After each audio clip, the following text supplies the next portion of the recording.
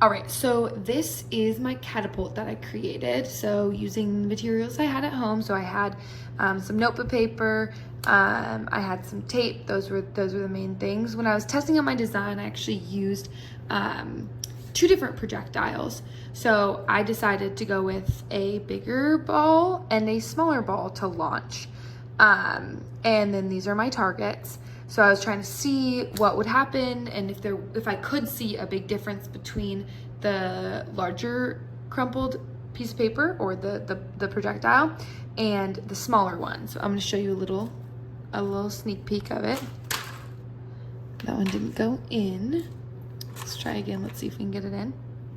This is the bigger one. Nice, it got in, but my basket did tip over. And then this is the smaller one. Let's see. Awesome. Do a few more. Let's see if we can get it in.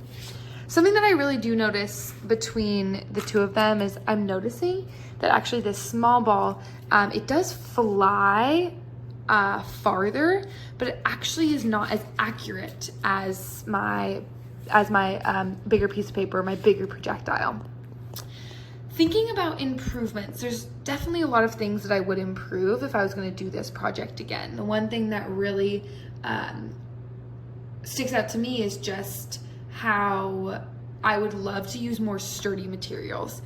So the notebook paper is really not that sturdy of a material, and so I'd like to use something that has a little bit more weight, a little bit more structure, whether that be construction paper or real materials that I could use to make that catapult.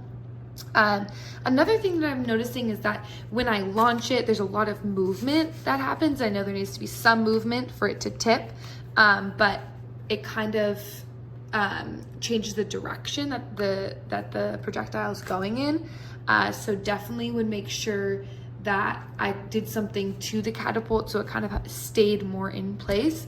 Additionally, as you saw with that video, I'd like to add a little bit more structure to these baskets too. So whether that be adding a bottom and then taping it down on the ground, there is a lot of movement, and as you saw when the projectile hit it, it did unfortunately tip over. So again, just like really super flimsy materials. Also wondering what it would be like if I had different items to launch than these two crumpled pieces of paper.